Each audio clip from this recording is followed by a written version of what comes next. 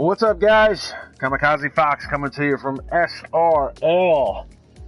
Season 5, round 21, Brazil, and ending the season today, which started way back in September, and it's been one heck of a season. I'm KAMIKAZE-FOX. I got Erik Penninton with me once again here in the booth. Good morning, Erik. Good, yeah, good day actually, or good morning, wherever you are in the world. Last race in Brazil, very excited. How about you? Are you excited? Brazil's one of my favorite tracks in real life. It's one of my favorite tracks in video games. It's a proper track, and not only have we seen a lot of epic races in real life here at Brazil, but in SRL as well. Getting ready to kick off an 18-minute short qualifying session followed by a 50% race, and unfortunately, the only thing really up for grabs right now is the possibility of a Mercedes and Renault Constructors Championship heading into today. Other than that, obviously, Tim Ventic locked up the championship back in Germany, and he's been crowned the Season 5 champion. And we've got some guys already chiming in on a live chat, so good to have everybody with us for sure for the season finale here at Brazil. So, and speaking of Brazil, from a driver's perspective, going into today, I mean, it's the last race. Everybody's racing for pride at this point. Do you take any gambles on strategies and see if you can muster your way to a podium? Well, strategy is pretty simple. You can't really risk, at least in tire strategy, softs to mediums. Track is actually very interesting. You drive it counterwise, and most of the time, in other tracks you drive normally, but this is a backward track, so it's very interesting. Low downforce setup. There's not really many risks you can take, gamble with setup or anything, because everybody uses the same setup here. It's either 1.7 or 2.7 wings, and then softs to mediums to the end. It looks like we've got 14 cars for today's race. Looks like the only name I don't recognize is Stowe678 Saturn, and I know he's been in here before, but not very often. And I don't remember what his name is. I'm sure somebody will tell me, hopefully in the live chat. We've got NFL Addiction Germany chiming in on the live chat. It's always good to have him with us as well. Who is Stowe? Aside from that, we've got Robin Herdestagen, Reese March, Sam Brandt, Jensen Randall, Dion Stahl, Jurgen Marusic, Brian Power, Ivan Brito, Cameron Weston Edwards, Sandro Dulius, Foons Van Houten, Nick Van Gelder, and Luke Mathiasen. And surprisingly enough, no Tim Ventic, but that's inconsequential. So on the Constructors Championship front, there's no Tim Ventic and there's no Colin Higgins. So there's no Renault drivers. The only driver here that's representing Mercedes would be Jensen Randall. So he could lock up the Constructors Championship for Mercedes as we head into today's race. So that's semi-interesting. But Jensen Randall's had a string of DNFs. He's had 3 DNFs in a row, 4 for the season. And he's definitely going to have his work cut out for him. Does that play a mental fatigue on you, having 3 DNFs in a row? I mean, part of it was rage quit, part of it was accident prone, but Jensen heading into the last race, coming off of 3 straight DNFs, I mean, does that plague you as a driver a little bit mentally? It does a lot. It actually affects you more than you can imagine. Like, it's the start of bad luck. It starts some kind of domino effect. It's very hard to be consistent when you get DNFs, crashing, so not your own mistakes or your own mistakes. It's very hard to beat over that, get over that feeling. But he has to just race his heart out, do your own thing, but it's very hard. And I think it affects 40% of your mindset. He's starting a hot lap now on the soft tires, and we know he's a very quick driver. What do you think pole times are going to be today heading into the end of the qualifying session? Well, there's not, Andre Jamal is not here, Tim Ventic is not here. I would have said that 107.6 maybe, but now that there's not really top runners who are fighting for the championship, I'd say 108.1 or 108.2 is going to be pole position. But top time would be 107.6, but I'll say 108.1.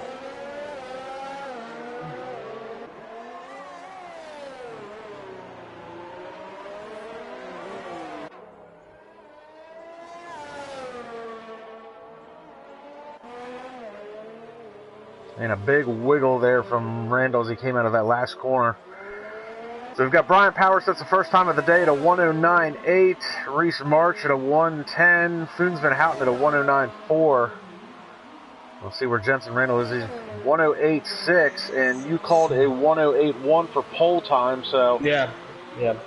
Could be close. We've got Stowe. Looks like he's come across at a 109 flat, so a lot of 109s right now. Yeah, and a little bit interesting fact about the setups here. You won 2.7 wings in a qualifying, but then you turn down to 1.7 wings in a race. Because actually, even if you want 1.6 or 1.7, the middle section doesn't affect at all your car's downforce performance. So you just need to focus on those few straight lines in the track. So yeah, the second sector on this track is it's easy. Yeah. It's another. We talked about it a little bit last week how important Suzuka was in Sector 1 and Sector 2 for Brazil. Yeah. You can gain a lot of time, lose a lot of time, but the corners are so slow, there's not really much of an aero effect on the car, so you could run that low downforce setup like you've talked about. And it looks like Sam Brandt has come across and he's made a lap on those tires, but he's yet to set a time, so he must have invalidated his time. We'll pick him up.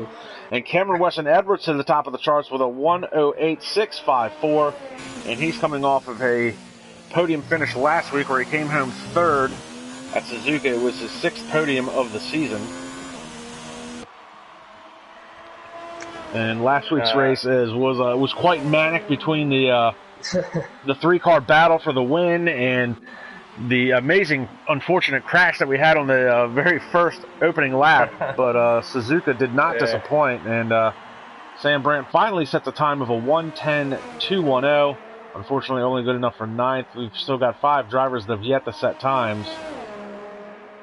We'll pick up Nick Van Gelder, Season 4 champion. And actually, Van Gelder won this race last year.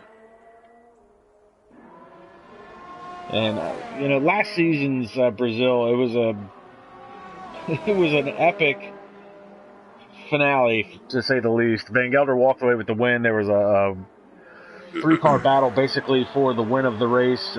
Teammates at Racing Point, Francis McGinn and Vasilios Beliciotis, both of which are not in the league anymore, clashing and coming together as Francis was trying to win the championship, but Vasilios was not a good teammate for sure, and Van Gelder walked away with the win, walked away with the championship, and it was quite an epic finale last year. And Van Gelder does come across the line 109, a 242, good enough for 5th quickest. And it looks like everybody's setting their times on the softs right now, so nobody's going to gamble on medium tires as far as qualifying goes. So if everybody's running the same setup, everybody's running the same strategy, it looks like qualifying is going to be key to this race heading into the start of it. Yeah, but you can overtake also. But yeah, qualifying is very important, but of course there's the start where you can overtake, or then you can undercut doing the pit stop, which is going to change the race strategies quite a bit, but qualifying, 80% importance in qualifying. And we do have of course, there's small, but of course there's same wings, but there can be a little bit difference in a camber, in suspensions, tire degradations, but the straight line speed should be the same. And we're going to pick up Robin Herderstegen. Looks like he's getting ready to come across the line and finally set a time. Looks like he might be having some internet issues as well. I'm sorry, you know what? That was an out lap. He's starting a timed lap this time by. But, looks like he's having some bad internet issues. That's a little bit worrying, because I think if we're seeing it, the other people are also seeing it, and he will be a little bit of a liability in a ways, because some people may see him in front of him, some people may see him behind him, other drivers, and usually when somebody lags this badly, it will affect some kind of domino effect in a ways, like we saw in Japan. Yeah, and at some point it looks like he's invalidated his time. I didn't actually see it because of the glitchiness of his car. So that's something to definitely keep an eye on. It's not the first time we've seen internet lag, obviously, but SRL's been they're fairly stringent on drivers with bad internet. You only get a couple of warnings before you're basically banned until you can improve your internet. And Luke Mathiasen, 108.1, and there it is. The 108.1 that Erik Penninton has called out. So that's awfully early in the session. Could we see anybody crack into the 107s? Yeah, Luke can do 107.6. I thought that we didn't have the top runners here today. I thought that there's no way we can see a 107, but we can see a 107.6 today. Then I'll change my mind. 107.6.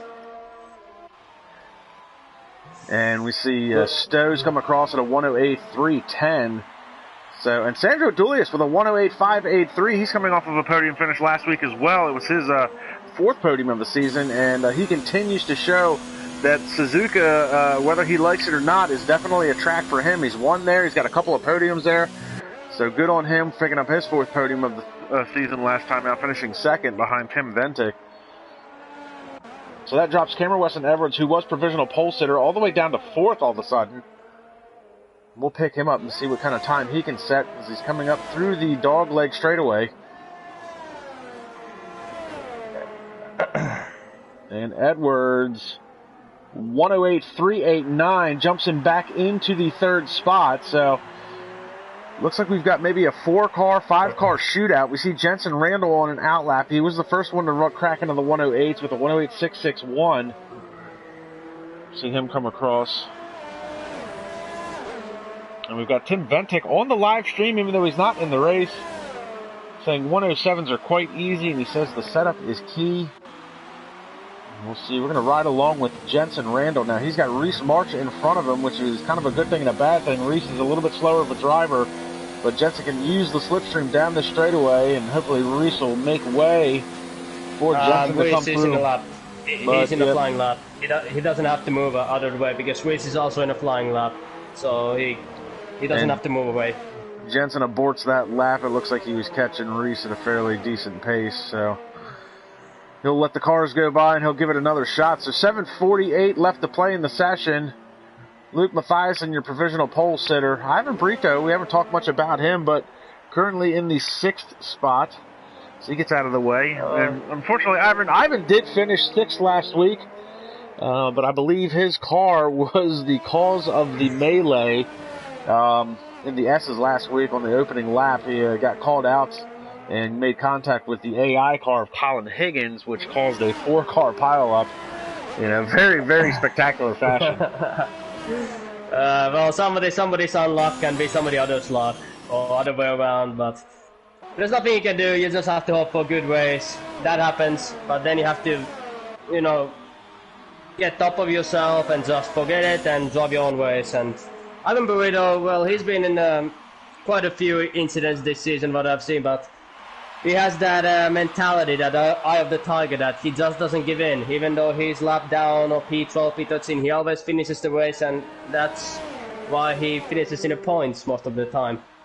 So it's a lovable character in a human he definitely being. is. He's coming from the PTRL, the Portuguese Racing League. He's a good mid-pack driver. And you do mention he has been called out in a couple of incidences so far this year. But I do want to say that even though he's been involved in a lot of incidences, none of them have really been his fault. He's usually the victim of circumstance. And Sam Brandt has retired from the session. I think he's just really struggling with the car. I just picked him up a couple seconds ago, and he had already invalidated another lap time, and I think he's struggling with setup. And I don't think he feels like he can do any better than the 109.422. So he's good enough for 10th. Watching his teammate Reese March is going to dive into the pits. Actually, now in Sam's position here, he wants to hope that he will get jumped to P11, because then he can start with a fresh set of tires, first mediums, make a long first stint, and try to gamble with tire advantage, because he will be driving with a soft in the end, with low fueled car. So Sam has to hope he gets P11. That's the first position to start, P10. So we'll pick up Brian Power, who's currently 11th quickest, and Brian coming off of another DNF last time out. He was caught out in that wreck at turn 1. It was his 11th DNF of the season, unfortunately. So he'll be looking to finish the race today. Points would be a bonus. He slides the back end of the car out as he has to turn one, and immediately it validates the time. Yeah. In this game, those S sections are a little bit too hard, in my opinion, because you put one tire over the curb, or you put 3 tires over that white line, and the game immediately invalidates your lap. That's kind of annoying. It's kind of the polar opposite of what we saw last week. We saw last week that the last chicane at Suzuka is very forgiving, where you can pretty much cut the corner without a time penalty.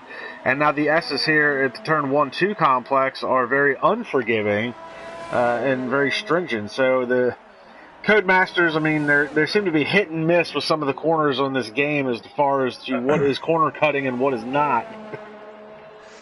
Yeah, they should just do what they do in real life. Just allow drivers to track extend a little bit, maybe a few millimeters or some few centimeters of the track, and let's see who is the fastest overall. Who is the most aggressive should get the pole position, just like it is in real life. Hopefully in the 2020 game we won't have this problem. Yeah, and that is something to talk about. F1 2020 coming out in July, so obviously not only is this the last race of the season, it'll be the last race on the F1 2019 for SRL. Over the summer, they will have plans for Project Cars 2 to run a 24 Hours of Le Mans race, or 2.4 Hours of Le Mans. They're going to run the Indy 500. They're going to finish out the Intercontinental GT3 Challenge, all on Project Cars 2.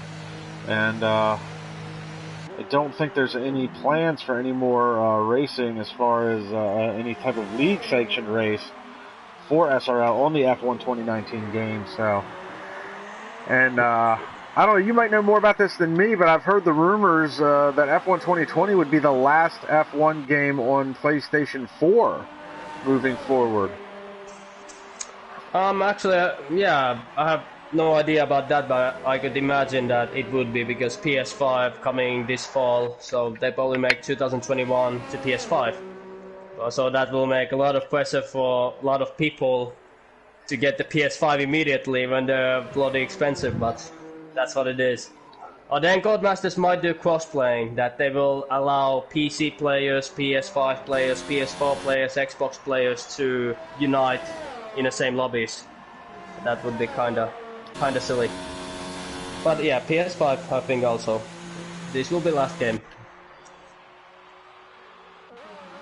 And I said earlier we didn't have a Renault on track, but I'm wrong about that. We've got Funes Van Houten on a, I guess running as a reserve today in the Renault. So the championship fight as far as the constructors is concerned is up for grabs.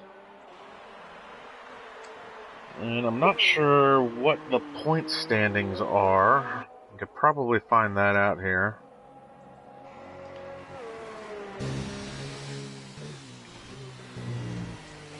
Yeah, and on the news, Jensen is getting back to the track. It's going to be a last attempt for him. In a quite early stage in his formation lap, I could have imagined that he would have started his lap. And your Marusic is going to retire from the session.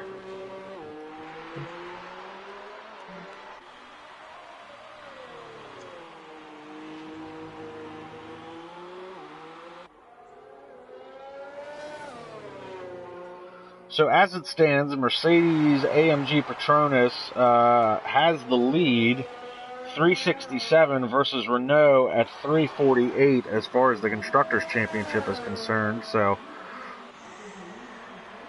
little bit of a battle there, but Jensen Randall, the faster driver of the two representing those constructors. And we see Randall currently sitting in the 5th position. We're going to ride along with him. And somebody got a 3-second top penalty for ignoring yellow flags. That's quite interesting qualifying, getting a 3-second penalty. Yeah, usually don't see that in qualifying. I believe that was Brian Power, so that's going to drop him to 14th on the grid. Yeah. 3 seconds around here is quite substantial. It is. Yeah, it's like a lifetime. Like, yeah. But Jensen's lap, it's been a quite good one so far. He's pushing the car to its limits, and we might see a top 3 time now. No mistakes at all. Pushing the car, using all of the millimeters, centimeters of the track, and let's see the sector 2 time. Yeah. He will challenge Luke Matthias. So Purple in Sector 2, he's coming up the dogleg front stretches, and now time is up, so flying laps will count. He's all the way down to the white line, going to run it all the way down to the wall. Provisional pole position. Matthiasen 108.124. I'm sorry, Jensen Randall is 108.124. Will pick up Luke Matthiasen as he was provisional pole. Ooh, small mistake. Lost a little bit of wear. Lost a couple of hundreds there.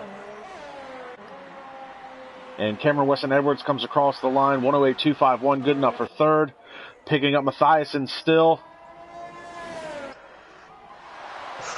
Matthiasen coming out of the penultimate corner, and he's going purple sector 2. But he lost a lot of time. He lost 10.5 for that mistake, but should be still enough for pole position. It's going to be close. It's not going to be close. 107.981. The only driver to crack into the 107s. Matthiasen putting his stamp on qualifying. Yeah.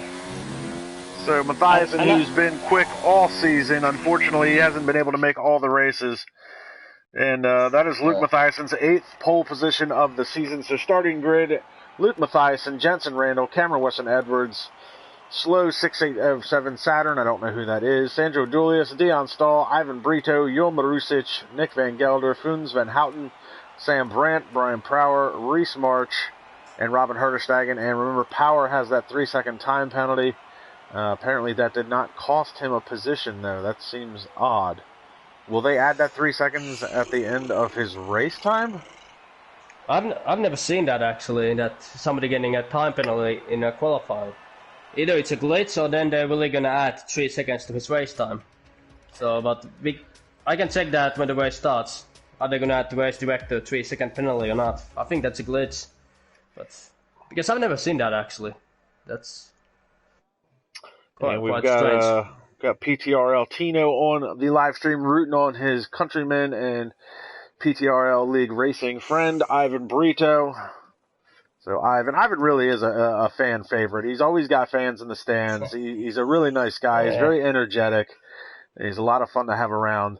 So good to have him with us here in SRL as we wait for this game to reset the grid. But that's Luke Matthiasen's 8th pole position of the season. And I really wish Matthiasen would have been able to make all the races this year. We definitely would have had a championship fight for sure heading into today's race.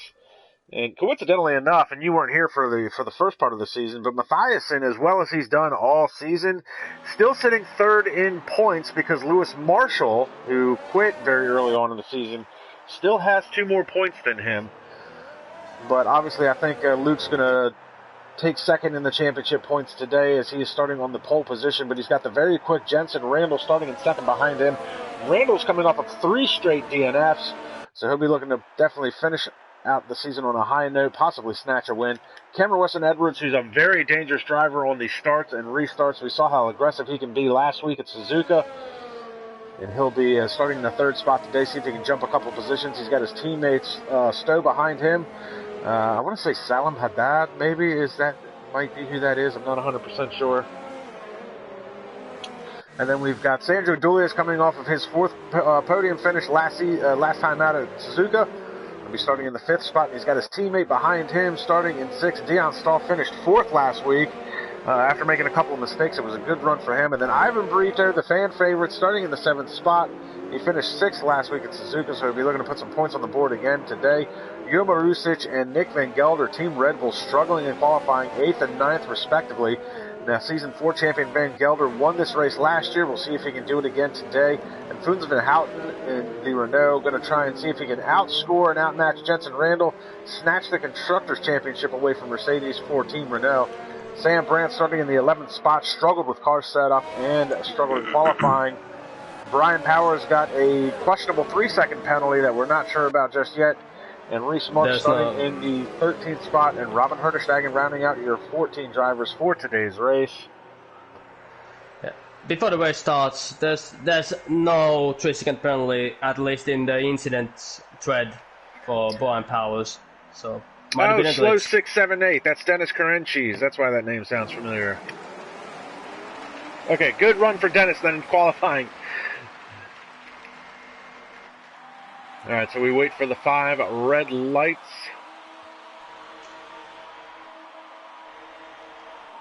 Lights are out. Time to run with LeBrun. Their way slowly but surely. Looks like Luke Mathiassen's got a good jump, and there's already contact in the midfield.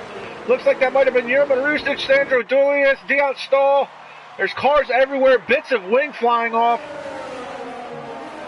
And unfortunately, it looks like Dion Stahl was a victim of circumstance there. Got caught out and got sandwiched by a couple of guys. Oh, and look at this. McLaren, was that Dennis or was that Cameron?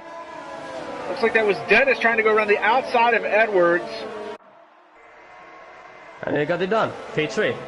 Good start for Dennis. Ooh, but up the inside comes Edwards. He's going to try and dive back down to the inside. Can't make it work. And now we've come to the infamous Sector 2. And Sector 2, I mean, that's really kind of a tough area to pass. It's slow. It's kind of one lane. There's no chance to pass here. You have to wait for the start of the new lap. Actually, you have to get momentum from this corner, use the slipstream, wait for DRS. And now there's 2 straight corners where you can try the overtaking maneuver, but that's it. 2 places to overtake. The last corner and corner 2. Ivan Brito was able to make a move in that Sector 2 to pick up 7th after he started 7th. He lost the spot, so pick up Jensen Randall, and Luke Mathiasen already off to the races, runs the fastest lap of the race to start things off. Oh, and there's a huge shuffle going on in the back, and one of the cars is around. Oh, no! And head on, that Sam Brandt who crashed into... Oh, no, is that Brian? Where's Brian Power? There's Brian Power. So Sam Brandt once again out on the first lap of a race. Brian Power looks like he got turned around, and we've got a virtual safety car, which is kind of odd for a massive crash like that. Sam Brandt's car sitting right in the middle of the track. Yeah, that's quite a strange one. So, Eric, I guess we'll do like we did last week. We'll get Sam in here and have 2 drivers, and that's unfortunate for Sam, 2 weeks in a row. Yeah, no.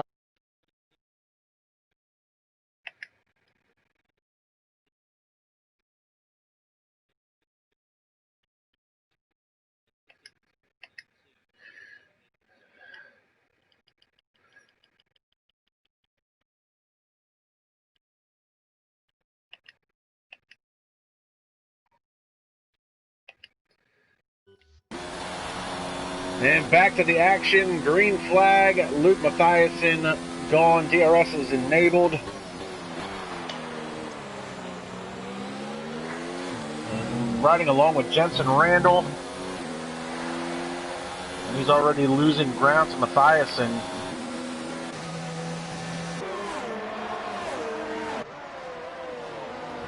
So once again, another crazy start to the race. We've got Brian Power, Yerma Rusic, Dion Stahl all diving into the pits. Obviously, they were victims of circumstance there. Dion Stahl had contact on the opening lap, lost the end plates to his wing. Brian Power, head-on collision with Sam Brandt. Unfortunately, Sam did, I guess, coming around turn 1, didn't see him. And we do have Sam with us. Sam, 2 weeks in a row, out on the opening laps. I'm sure that's not how you wanted to start your race. No, it really isn't, and but it's just pure unluck again. I came around the first turn, and I was behind my teammate Reese, and he opened, like he saw what happened. Obviously, I think Robin and Brian got caught up in each other, and Brian spun. Reese had the full view, the clear view, so he could see everything, and I was right behind Reese. I didn't have time to react, and ran head on into a stricken racing point, basically. And we are watching the battle here. This is for third. We got Dennis Carenchi's moving in on Jensen Randall, the battle for second, and Dennis has got the run going down into the corner here at the end of the straightaway, gets the job done. Randall's going to try a crossover move, can't get the power down, and while these two are battling it out, Luke Mathiasen's been able to skip away to the tune of 1.5 seconds. Yeah, it will be very hard to challenge Luke Mathias this race. I always say this, don't fight each other, catch the leader, and then start fighting with the leader. Don't fight with each other so that the leader can pull away like 5-6 second gap. That's the biggest mistake these drivers have done the whole season, what I've seen. And not only in this league, but in many leagues. People kind of lack the common sense when actually... No, but seriously, when there's a leader who is a couple times faster than you, is it very wise to battle each other and let the leader pull away? And then it's impossible. Yeah.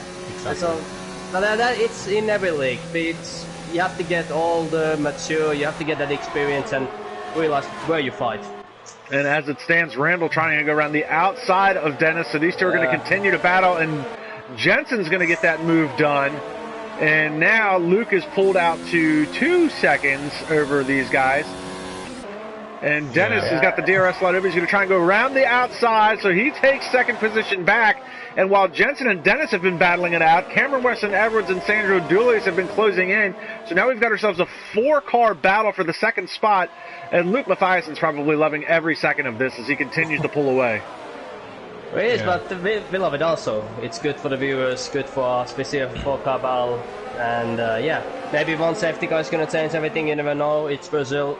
It only takes one retirement to cause a safety car, and then it's equal game. We start the game at 0-0 once again. Yeah. And to be fair, Ivan Brito's catching Foons Van Houten, and Van Houten is not that far off of the battle for second, so it could be a 6-car battle for one spot. Yeah. The thing is also with Luke right now, he's in a championship fight with Nick over second place in the standings, because obviously Tim is already close to championship, but that second spot is still up for grabs for both Luke and Nick, and right now I think Luke sits on that spot, so he needs the victory.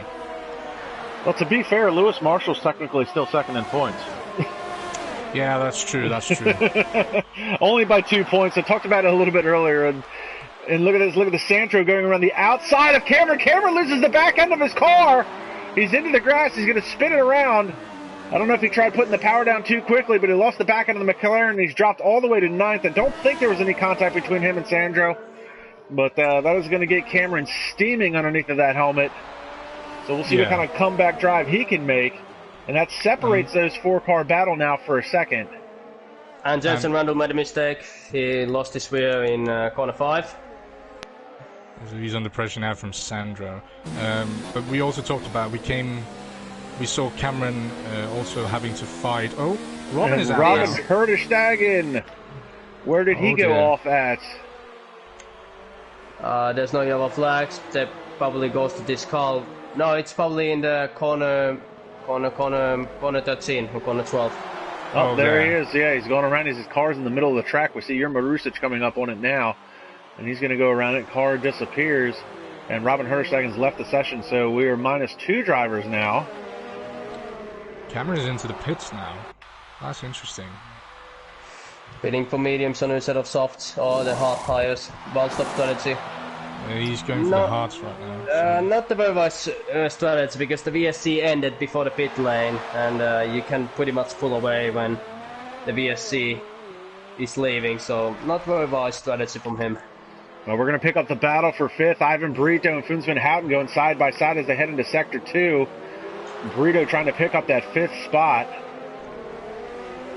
He's quietly been stalking Foons for a number of laps now, keeping that gap at around 0.4 of a second. He's finally close enough now to try and take a bite out of him and see if he can grab that 5th spot. I think he's waiting for the DRS zone down here, because DRS is enabled right now and Foons doesn't have the DRS, so this should be a breeze for the Alfa Romeo driver to pull past the Renault. And the Renault has to set DRS, and it should be an easy move. If not here, then after the Senna SS, but yeah, easy move. And around the outside goes Ivan Brito. And job done, but can he hang on to it now, because now Foons would have the DRS? He has DRS issues. He's wasted most of his DRS, so if he doesn't get past, he's going to drop so much behind the Ivan Brito. Brito's snaking back and forth, trying to break up that slipstream. And Sam, this is what I've seen most of the time, that people use all of the ERS in the first 8 laps, and then they have to struggle for the last 30 to 25 laps, and they're going to lose a lot of pace over it. They can't be consistent because they have to save a lot of ERS, then they're going to use it straight away, and then they save it again. That's the thing also. On a race start, everyone is chucking it up into overtake and or hot lap for that matter on the race start, and often people forget to put the ERS back down to something manageable, like setting 3 or setting 2 even.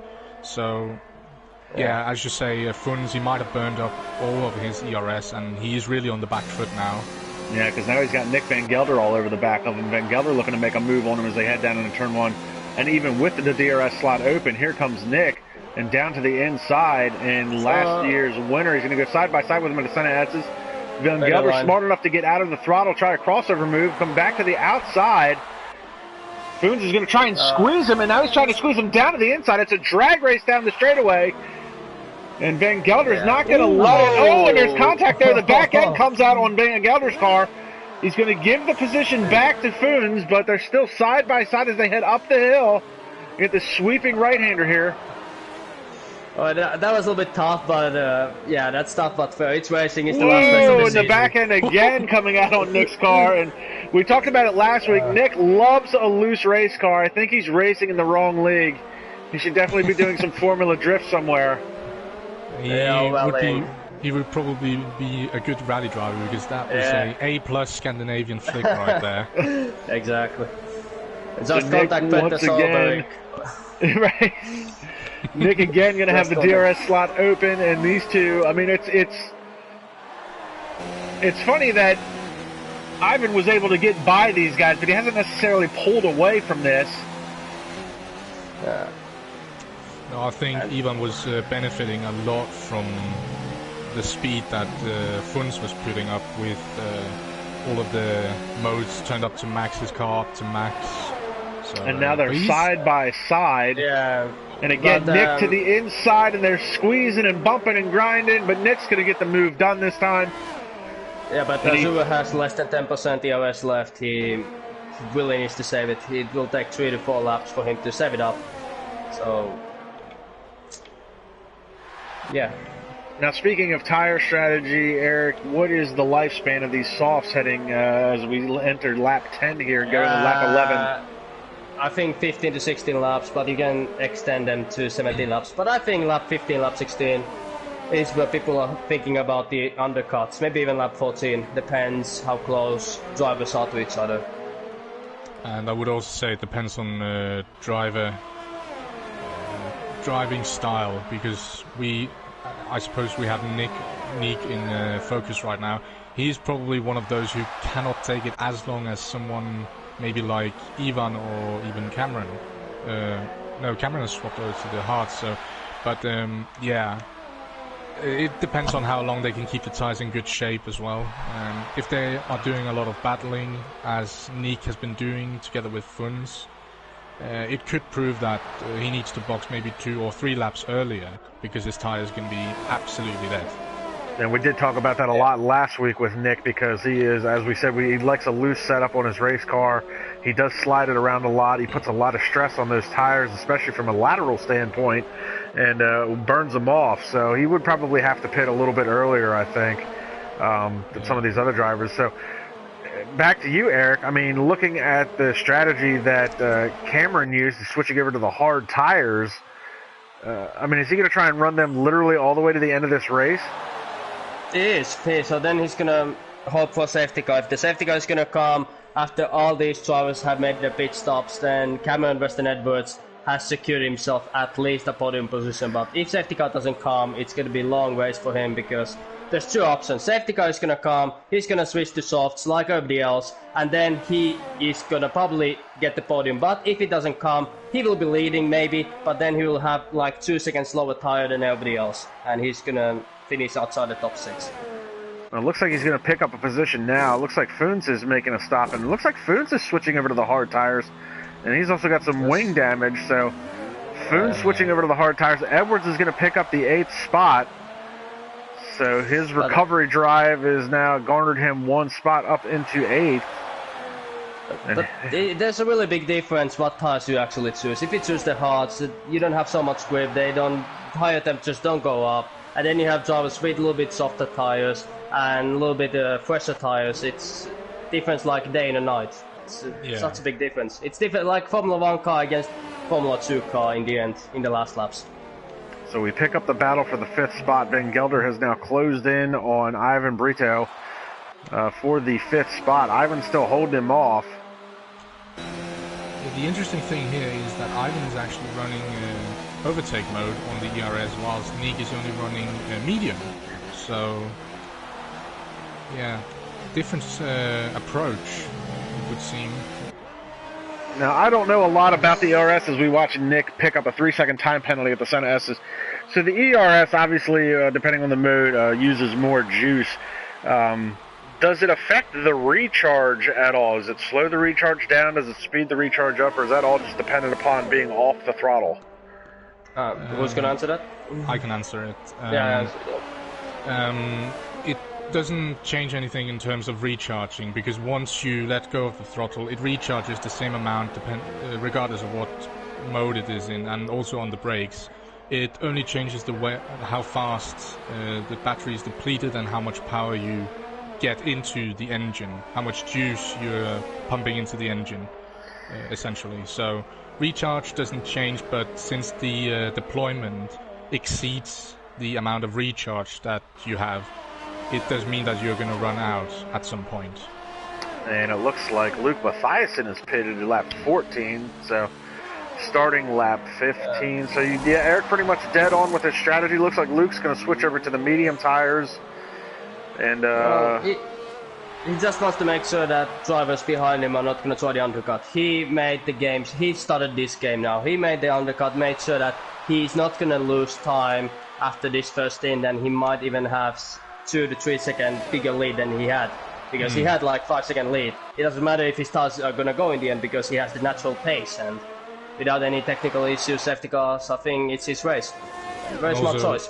Yeah, and also he came out in a pretty open pocket here. I was going to say, he pretty much timed that perfectly, because he's now, what is this, 5.5 seconds behind Nick Van Gelder in the 5th spot, and he's 4.3 seconds ahead of Reese for 7th. So he comes out in basically a dead pocket where he's all by his lonesome, and he doesn't have to stress the tires and worry about anything. So, I mean, this is really, at this point, this is Mathiasen's race to lose. He's pretty much got this in the bag, and it's only lap 14 of this race. Jensen boxes. He's going to respond to Luke's little trick here. Let's see. He's going onto the same tires as well, so he's following in the steps of Luke right now. So we've got, looks like Miguel Oliveira on the live chat cheering on his countryman, Ivan Brito. A lot of guys tuning in to watch Ivan. I love it. There's so much passion in the PTRL for their own league drivers and their countrymen. It seems like every week somebody's tuning in to watch Ivan, and I got to say, I do miss having Jorge Correa in the league. He was always a pleasure to have him here as well, but I know he's been very busy with PTRL as it is, so. Yeah. This is crucial. There's something crucial for Jensen here. There's something crucial for Jensen here. He barely came out in front of Reese here, so you would imagine that someone like Dennis or Sandro, if they box before Reese does, they could end up in trouble coming out behind Reese. So maybe they're just biding their time. Sandro's actually boxing right now, and so is Dennis. So Dennis is into the pits. Sandro right behind him. Ivan is going to be leading again, like he was in Japan. So Ivan trying to stretch those softs a couple extra laps, but Luke just set the fastest lap of this race.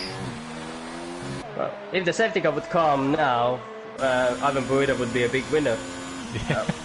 Actually, so. And same with Nick as well. Yeah. Yeah. Well, you have to risk it sometimes. You have to risk it. Definitely. And Sandro, yeah, he's coming out behind Reese right now, so could be a problem for him. Cameron Weston Edwards picks up a 3-second time penalty. It looks like the Ferrari team did not do as good of a job, or Sandro may have had some wing damage that cost him a little bit of time. But Ivan Buida has crashed. Ivan Buida has hit the wall. He's hit the wall. Wide end plate damage. Wide end plate damage. Yeah. Massive wide end plate damage for him. So he'll definitely have to pit. It would have lost the lead rather quickly there, unfortunately. So he'll probably be coming in for the pits this time by, I'm sure. Nick Van Gelder out in front. See how long Van Gelder tries to hang on to those soft tires. I'm surprised he's gone this long. It looks like he's going to go another lap. Luke Mathiasen, though. Here comes Mathiasen, obviously the faster driver, fresher tires. He runs the fastest lap again with a 1:10.782. Trying to go around the outside to the inside. And Nick Van Gelder pushing a little bit wide to Dutchman, setting it out. But yeah, there's a tire advantage, of course. Should be easy maneuver. Ooh, and a little bit of contact. Van Gelder not giving up that spot very easily at all. You have to remember he's fighting over second or in a position in the championship, so he doesn't want to give up anything here, Nick. I mean, that's fair to say, but I mean, we're talking 17-lap-old softs versus, you know, a few lap old medium tires here, and I don't know. And Nick, I mean, pushing the car now. It could also just be to make a statement saying that if there's a safety car and we end up in the same tarmac, I'm not going to give you this race that easily, so you better be on your pace. So, yeah, I agree with you, Lance, there. It is pretty weird for Nick to be fighting a car that is miles in front of him. And Nick's usually, I mean, he's not known as an aggressive driver as far as his passing. His driving style is a little aggressive as far as his setup and sliding the car around. It looks like he's got a time penalty that he had to serve before being able to, so that may have been part of it. It looks like he served a time penalty getting there at the pit stop, but Nick's usually not that aggressive defending a spot or overtaking a spot. But he is very aggressive on the tires, though. His tires are not, you know, they're not big fans of him. We have a good battle here for P2, though. This is Jensen Randall, Dennis Carenchi's heading into Sector 2. And Carenchi's hasn't been in a lot of races this year, but the races that he has been in, he's proven to have a lot of speed. And when he finished second at Singapore, it was his first podium of the season. But he's a reserve driver for the most part, isn't he? I think so, yeah, actually. But don't quote me on that, I could be wrong. If he's a full-time driver, he's not made a lot of races, but... And again, Luke Mathiasen, fastest lap, 1:10.539. So Mathiasen is running a very much what I would call a Schumacher-esque race. Out in front, still setting fastest lap after fastest lap. And the battle for second is on as these guys are side-by-side heading through the ascending S's. And now it's a drag race down the straightaway. Who's got the ERS? Who's got the DRS? And it looks like Jensen's got the more preferred line, but Dennis is going to try and outbrake him and stick to the outside. Look at this. Great driving by Dennis Carenchi to hang tough on the outside, defend the position, and he's going to be on the inside heading up the hill. And a little bit of the Kerm horn to Dennis Carenchi's rear bumper from Jensen Randall. And Reese Marks picks up a 3-second time penalty, but he is currently running in the 8th spot. But that was hot. That battle was hot. It was beautiful. We saw Jensen overtaking Dennis, and then Dennis doing what Valtteri didn't lose in Silverstone, taking the position back in the next corner. Beautiful big boss maneuver, and he's back in P2. Lovely stuff. And he's actually gapped himself a little bit from Jensen Randall in the Sector 2 area. And Cameron Weston Edwards, for what it's worth, Edwards has worked his way back into the 5th position through the pit sequence, even though he's on 12-lap old hards. This will easily go another 16 laps, I'm sure. Hopefully. For him. No, that's true. Cameron's, we talked about it a lot last week while we had you in the booth. Cameron's a very aggressive driver on every front. He's aggressive at defending, he's aggressive at overtaking, he's aggressive driving by himself, he's aggressive in qualifying, he's aggressive on the start. He's very, I say he's very much a Max Verstappen style driver. He's on the go button. He wants to drive fast. He's like Ricky Bobby. I want to go fast, and he's going to do it no matter what. And he's making those hards work. But Erik, I mean, that's going to be, 26 laps or so on hard tires when this is all said and done? Yeah, and he will be setting high 113s or high 112s, and he will be around 1.5 seconds slower than the rest of the field. And looking him, you said Max Verstappen, I'd say more Kevin Magnussen. Like, he has the pace, but he doesn't have that top pace. He has kind of pace, but he's aggressive, so kind of like K-Mag 2.0 in my opinion. And Magnussen, a driver that I think that's never gotten a fair shot at a top team. I think McLaren never should have. McLaren's had a lot of good drivers over the years that they should have never let get away. Sergio Perez, Kevin Magnussen. Stoffel van Dorn as well. Yeah.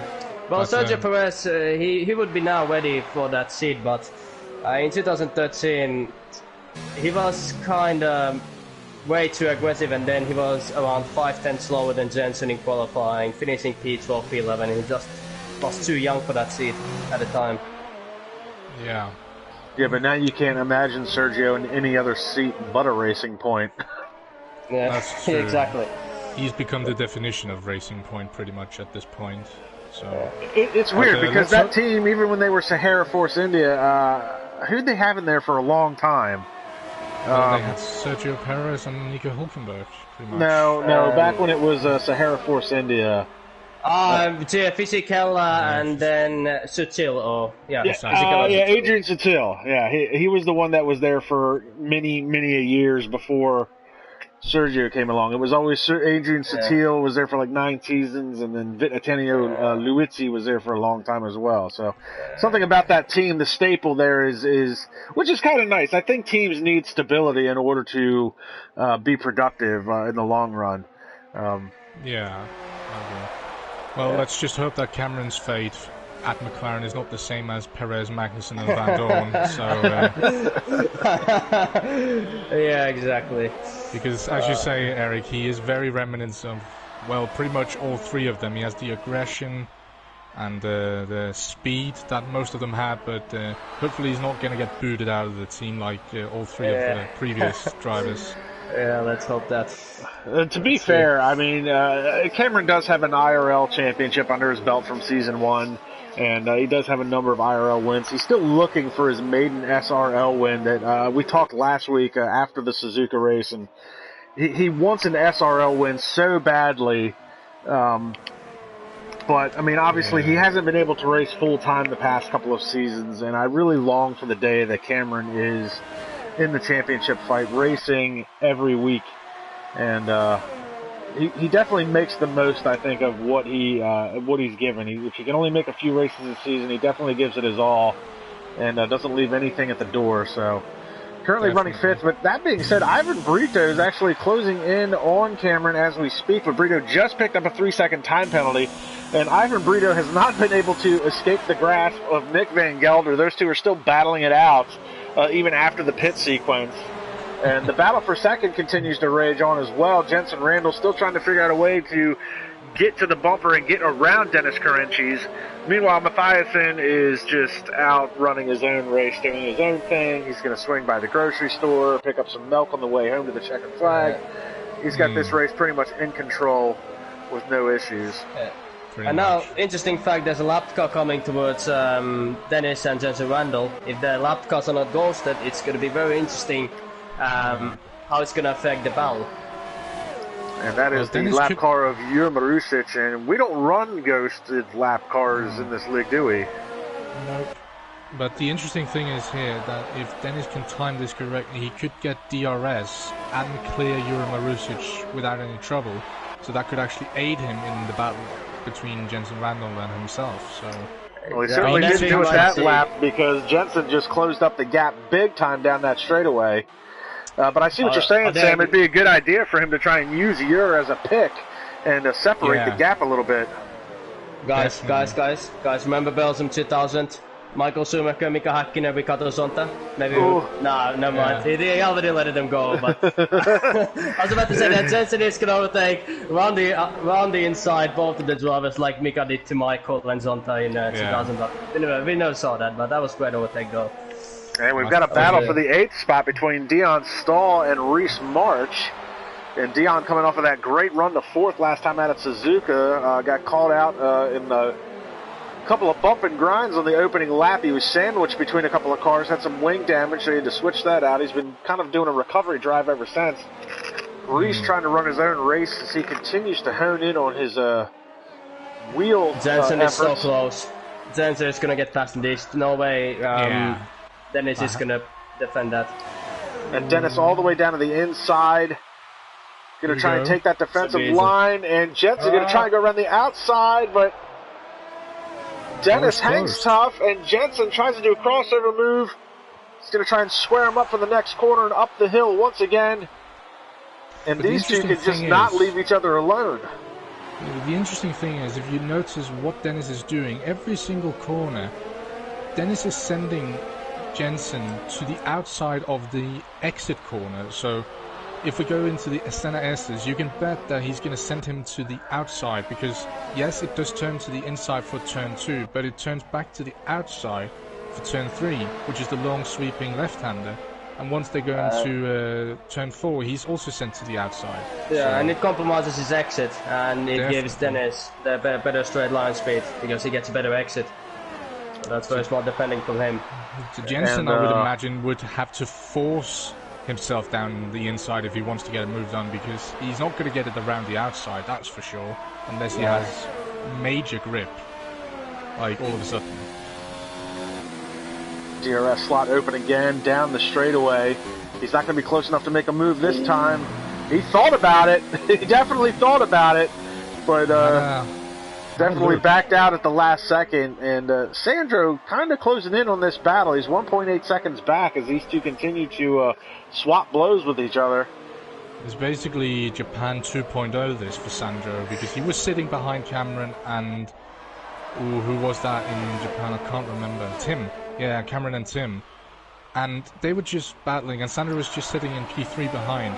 And he actually ended up getting the podium in P2 at the end, because Tim and Cameron just kept on trading paint and shoving each other off the track, giving each other time penalties and stuff like that. So I think that's what Sandro is thinking. Maybe I can get onto the podium if I'm doing the same thing again. Meanwhile, we're going to sneak back to the battle for 5th, because Ivan Brito's caught the backside of Cameron Weston Edwards, and Owen Brito loses the front end of the car big time coming out of that corner. Oh, and Brian Powers retired from the session. Is this a safety car? It's middle of the track. It's a virtual one. Virtual safety car. And in the middle of the track. Yeah. Pick up Yuri Barusic.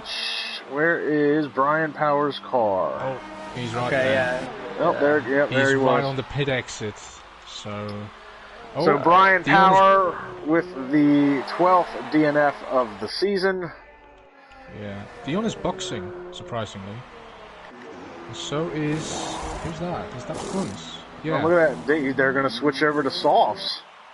Oh, they're going for a quick final stint here. We have, what, 9 laps left?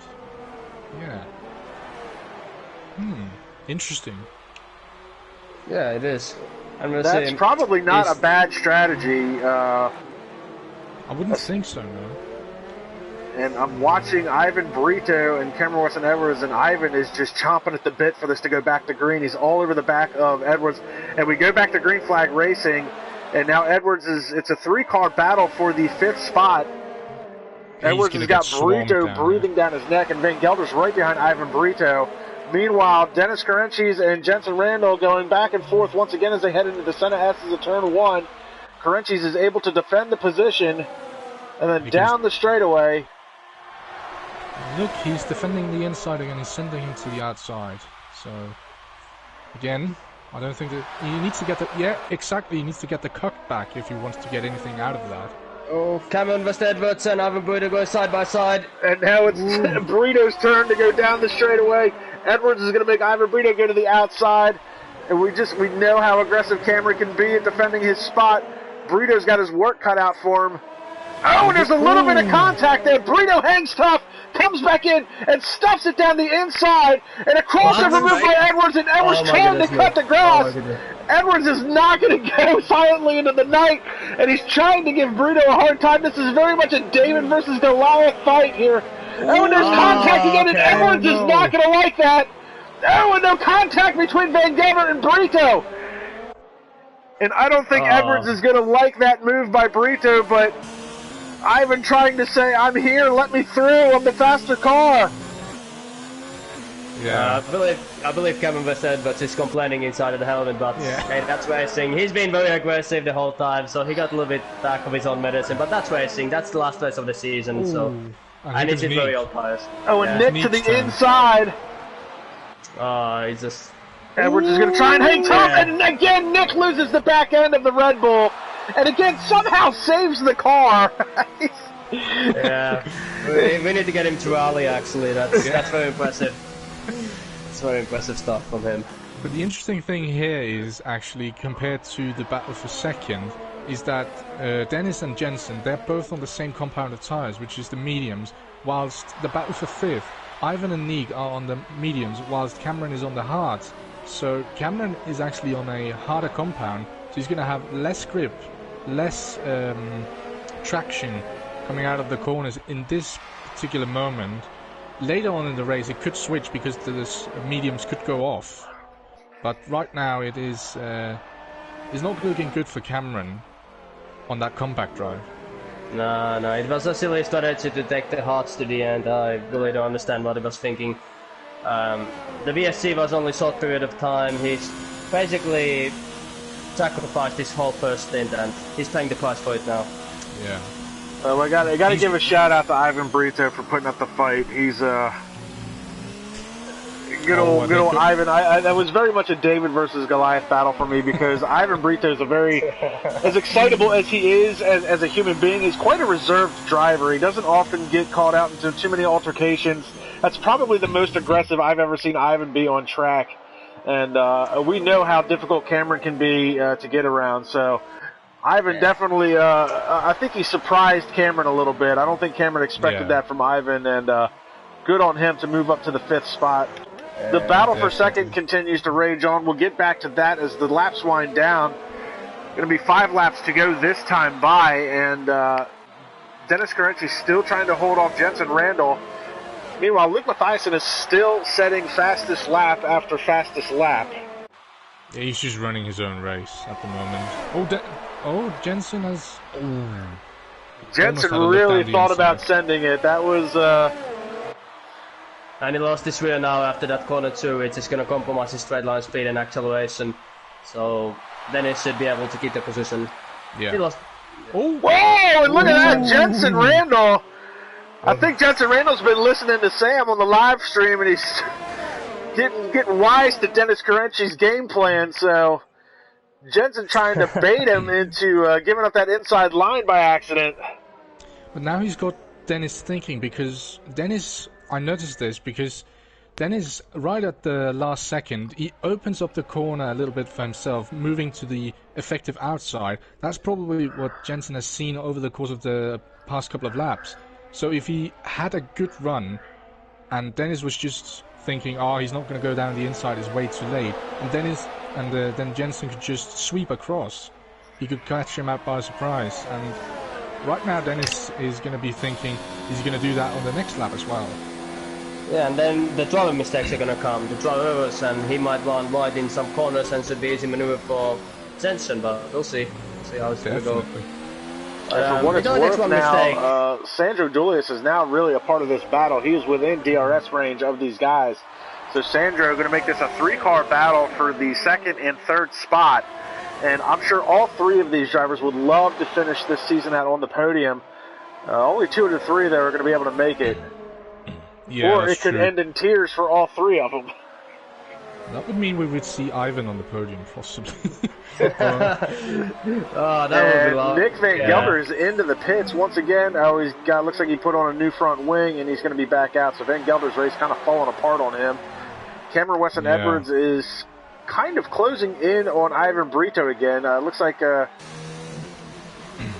Cameron's maybe backed off a little bit, let the tires cool down, and he's starting to make a charge towards Ivan Brito again. It looks like Jensen is having some trouble with his tires right now, because he's not really able to keep up with Dennis at the moment as much as he was early in the race. But that could just be because he's preserving his fuel and ERS at the moment. Well, lap 33 of 36. Yeah, Dennis is driving smartly. He's saving ERS and fuel basically whole lap, except after Senna SS he puts all the power to that one straight line, and of course in the last corner in that straight line also. But the rest of the track is just saving fuel ERS, starting cautiously, knowing Jensen can't pass anywhere else, and And it is funny looking at the live chat. We've got Miguel Oliveira and Hugo Brito, possibly a relation there to Ivan, cheering Ivan on. And then we've got Tim Ventic cheering on Sandro to pick up a podium spot. So the live chat is definitely alive and well. People are chiming in, trying to root on their favorite drivers here as the laps wind down on this finale, the season 5 finale. Dennis caught up 6 seconds to Luke Matthias. So Luke Matthias has made some kind of mistake. What has happened to Luke? So we pick up Luke here. The interesting thing is now Jensen doesn't have DRS anymore, but Sandro has now. So the tables have turned for Jensen. That he's not attacking, he's defending now. Now Sandro has to make it stick. This is his. Well, he's a little bit too far away, but this is actually not a real overtaking spot anymore. You have to be kind of closer than 1/10 to actually try to maneuver in. You pretty much need to be on the gearbox or side by side, really, down that straightaway. Yeah, definitely. Laps winding down. Sandro still trying to find a way around. So Jensen trying to hang on to that third spot. Sandro would make it back-to-back podiums. It'd be the first time he's done that all season. And I'm sure that would be just a real confidence booster heading into Season 6 next year if he could end on back-to-back podiums. There's also a battle brewing up for P7 between Rees and Dion. Dion has been catching Rees ever since Dion boxed onto the soft tyres. So there could be a battle forming there as well at some point. So despite Luke Mathiasen losing 6 seconds for a rare mistake, he's been able to capture the car. He's on lap 35 of 36, and he's still losing a little bit of time to Dennis Carenchis, but not a lot. Meanwhile, Sandro not able to make a move, and it looks like he's now lost a little bit of ground to Jensen Randall. But there's a battle brewing for P5 between Cameron and Ivan. Yep, right, Cameron's trying to make a charge back at Ivan, and here he goes down the straightaway. He's going to have the DRS slot open into the slipstream, and Ivan's probably going, where the heck did he come from? I thought I got rid of this guy. Yeah, mediums are starting to go, like Sam said, that now he has the advantage, because now the mediums don't have the grip and traction, and hards are starting to wake up, kind of, or starting to be faster than the mediums. Can Ivan Brito hang on for one more lap? It would be one of his best finishes of the season. Ooh. Here in SRL. Now, to his credit, Ivan Brito does have a IRL F3 win to his credit. That's true. Oh, well, we have so many battles right now. It's the last lap, but we have a battle for P2 between 3 cars, and we have a battle for P5 between 2 cars. And we have a battle for P7 as well. And now Dennis Carenchis lost a ton of time, and here comes Jensen Randall and Sandro. Last lap of the season. Luke Mathiasen, as long as he comes out on top and doesn't make a mistake, he'll be the winner of the race, but we're not interested in that, unfortunately. Too bad for Luke. He's got a 12-second lead, but we're watching the battle for second right now. Carenchis trying to hold off Jensen Randall. Randall trying to hold off Sandro Dulius. Second, third, and fourth all in frame. This could be a Pierre Gasly, Lewis Hamilton finish. And Dion Stahl going side by side with Reese March back at the center S's for P7. But the interesting DRS thing here slot is that open. Dion needs to gap Reese by 3 seconds because he has a penalty. So. And coming out of the last corner is the battle for second, and it looks like they're going to finish the way they sit. Time penalties could be an issue. Yeah, I think that, yeah. Luke Mathiasen's going to be your winner. Dennis Carenchis. Oh, look at this. Carenchis drops from second to fourth. Sandro Dulius does get third. We'll pick up Ivan Brito as he's got Cameron Weston Edwards breathing down his neck down the straightaway. There's a good enough gap. It doesn't look like Edwards is going to be able to make it, but will time penalties be a factor for Brito? Brito comes across in sixth. And look at that. Edwards is sixth. Brito is fifth. And Dion Stahl did get past Reese March, but he's not going to be able to gap him by the 3 seconds. Reese March should be able to take this back. Unless he, of course, has a penalty. I don't know about that, but let's see. No, he doesn't. P7. So that's P7 for Reese, P8 for Dion. And look at the Red Bulls. Look at the Red Bulls. They're doing formation. A formation finish for the Red Bull Racing Team. Nick Van Gelder and Jurma Rusic. Oh, look at that. That's a good way to finish the season. That makes a good thumbnail if you want to upload a video, that's for sure. Lovely stuff, lovely stuff. Congratulations to SRL on another amazing season, F1 2019 on the PS4 platform. What a finish. Luke Mathiasen, your winner, and to be fair, Luke, I wish he would have been able to compete all season, but that is Luke's 5th win of the season. He picked up his 8th pole position, backs it up with another win. Jensen Randall able to get second from time penalties, so good on Jensen, coming off of 3 DNFs in a row, able to capitalize on the time penalties from Dennis Carenci. Sandro Julius doing the same, back-to-back podium finishes for Sandro Julius to end the season out. And I do want to give a shout-out to Dennis Carenci for amazing hard-fought drive, even though time penalties were a factor.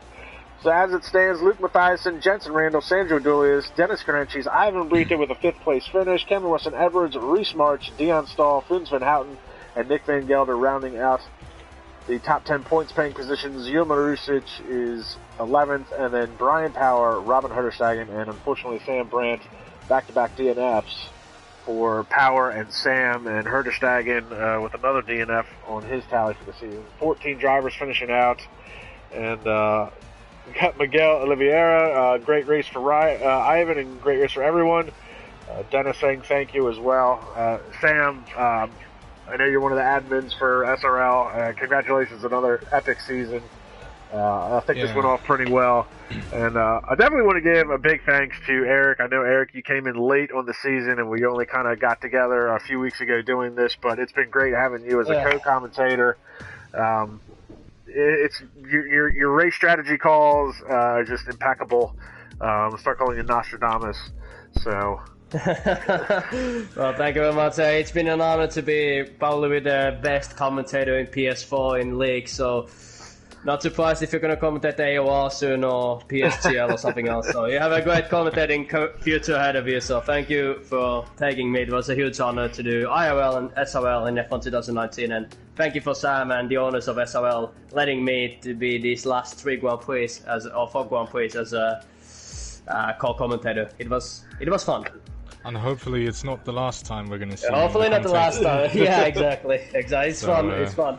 Yeah, bang bang, guys. Yeah. We're going to be back. Like Arnold Schwarzenegger said, I'll be back. Definitely. Oh yeah, it's been a good season, and luckily it's not over yet. It definitely isn't. No, SRL, you still have to finish off the Intercontinental GT3 Challenge on Project Cars 2. What race is next on that calendar?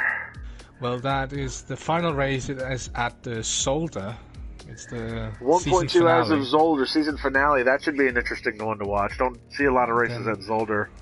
And then, of course, we have the annual Project Cars 2 Indy 500 as well, coming up at some point. I don't know. We don't know when, unfortunately. And then we also have a new race, 2.4 hours of Le Mans on Project Cars 2 as well, coming up.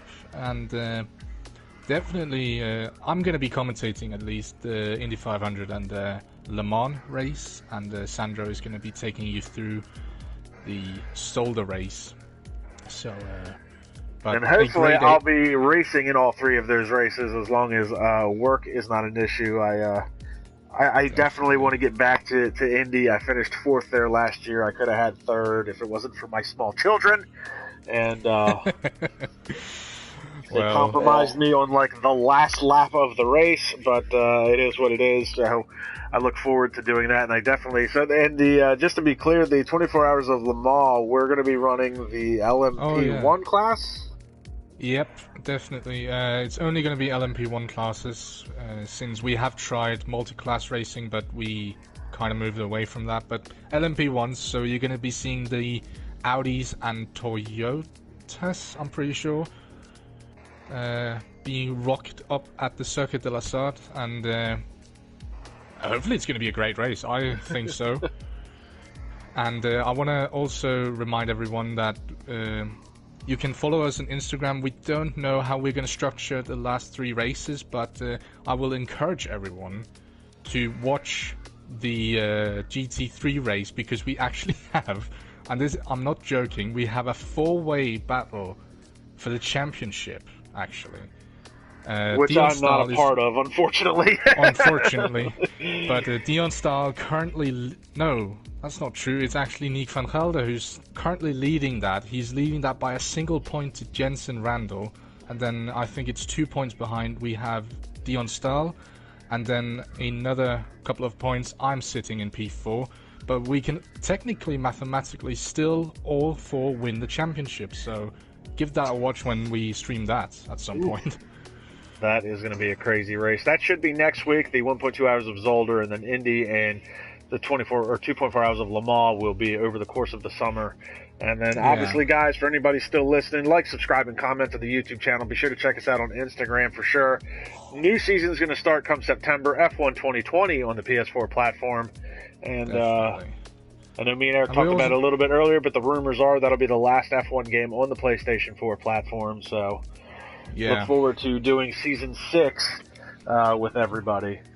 So I'm KAMIKAZE-FOX. And go ahead, Sam. And of course, we also will have brand new seasons in LMP2 on Project Cars 2 and also GT3 as well. So give that a watch as well when we start the season. As you said, Lance, in September we're going to start. We don't know what race yet, but we'll figure it out, and keep yourself updated on Instagram, on possibly Twitter if we get onto that at some point. We don't know yet, but we could maybe. So keep yourself updated. Also go to the website. Sweet deal. This has been F1 2019 on the PS4 platform, Season 5 for SRL. And while there are many SRL leagues, there is only one Sandro Racing League. Guys, I'm KAMIKAZE-FOX. This has been Sam Brandt and Erik Penninton. We will see everybody next season. Yeah.